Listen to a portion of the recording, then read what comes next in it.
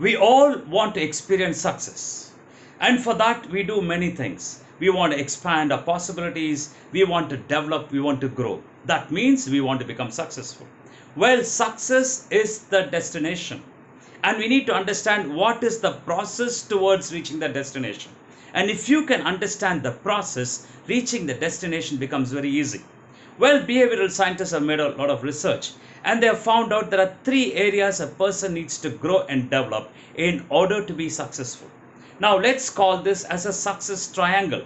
The reason is a triangle has got three sides. And if the inner area of the triangle has to expand, that means all the components has to expand and only then the triangle expands. Now, let's see what these three components are. One component is called as knowledge. For success, you need to have knowledge. You must know. The root word for knowledge is know. The more you know, the more information you have, and you have a head start over the other. So, therefore, knowledge plays a very, very important role in your journey towards success. Now, why is knowledge so very important? Well, when civilization started, when people were starting to develop and grow, people who had land and cultivable land, they were rich and they were thriving because at that point in time, agriculture economy was thriving. Then over a period of time, over a period of some years, along with agriculture, another economy started to thrive. People who had equipments, machinery, they were thriving because yet another economy started to develop parallelly, and that is called as industrial economy. Now we have the agriculture economy and the industrial economy.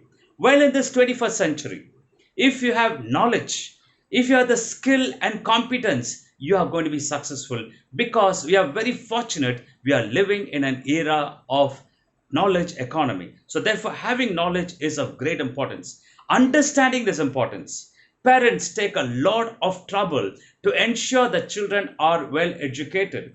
They give them the best of education so that they can have a head start.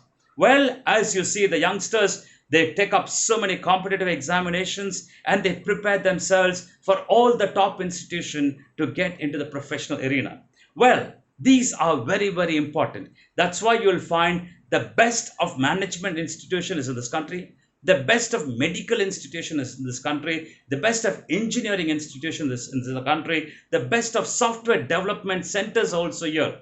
That means these and many more areas are there for people to develop themselves, and therefore people are developing knowledge and knowledge and knowledge, which is a good sign. Now you develop knowledge. The moment you get knowledge, you know the know of things. Now you need to implement that knowledge. In order to implement the knowledge, you need to develop another arm of the triangle, which is the skill arm. Because I know with what I do, with what I know is very, very important. So, therefore, this knowledge has to be converted into action, and for that, we need to develop skills. Now, the skills that you develop from the knowledge that you got, from the academic knowledge that you got, is called as functional skills. They are called as functional skills because it helps you to perform a function. For example, you acquire knowledge on medicine and you put it into practice, sharpening a skill to perform a function called a doctor. You acquire knowledge on engineering and implement it using that skill to perform a function called engineer. You acquire knowledge on law and you put it into practice using your skill to perform a function called lawyer. So therefore, all the skills that you are developing from this academic knowledge is called as functional skills. They are also called as vocational skills. Now we found there are two arms that we have identified we need to grow. One is the knowledge arm, another is the knowledge put into action and the skill arm. And now yet the success triangle is still not growing because another wing or another component is not growing.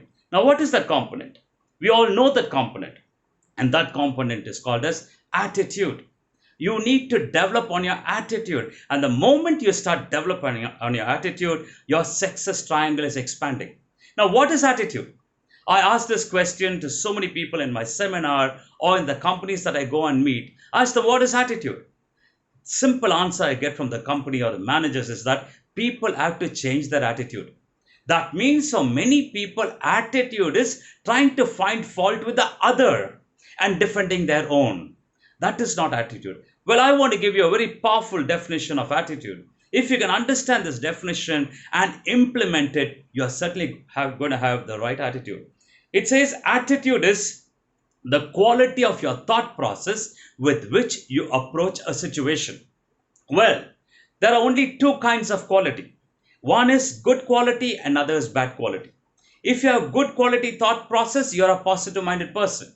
If you've got bad quality thought process, you are a negative minded person. If you're a positive minded person, you're an optimist. If you're a negative minded person, you're a pessimist. An optimist is one who sees opportunities in a problem. A pessimist is one who sees problems in opportunity. Now, if you have a quality and how you approach a situation is very important, because attitude is the direction of your thought process, the quality of your thought process with which you approach a situation. So we have found out what the quality is. Now, how do we approach it? A situation is there. Now, how are you going to approach it? It might be a tough situation. And how are you going to approach it? If you're an optimist, you will see a situation and you will respond to the situation. If you're a pessimist, you will react to the situation. Response is your ability to think and act.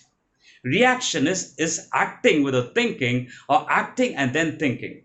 Always reactive approaches are always regretted, but responsive approaches are never regretted, even though they might be unpopular in the minds of people, but it is never regretted. So here, a person who's optimist responds, and response is being solution oriented. And a person who's pessimistic reacts, and reacts is more about problem oriented. So therefore, if you want to excel and have an attitude, you need to be an optimistic person. And if you're an optimistic person, you are going to respond to the situation. So therefore, attitude is the quality of your thought process with which you approach a situation. So let's develop an optimistic quality, a good quality thought process which is optimistic, and therefore we approach a situation with being responsive rather than being reactive. Now that we understood what attitude is, there's another factor that makes people to hesitate or think. They say if you want to be successful, it is not in our hands, it's all written here. Or they say it's destiny. Or they say that person is lucky and I'm not lucky. Well, you need to understand what this luck stands for. Well, you would have heard of this definition called luck. Not the definition, but you heard lots of people using it, and you probably also use this word luck. But if you can understand what luck is, your life can change altogether. For instance, some people say luck is labor under correct knowledge. But here in Milt, we say luck is the meeting point of your alertness and preparedness to the opportunities passing by. I repeat, luck is the meeting point of your alertness and preparedness to the opportunities passing by.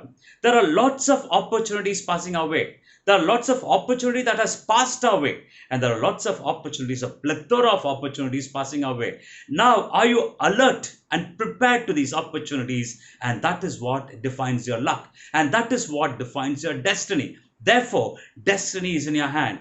If this is the definition of luck, the meeting point of your alertness and preparedness to the opportunities passing by, who is responsible for your luck? It is you. So therefore, you need to be alert.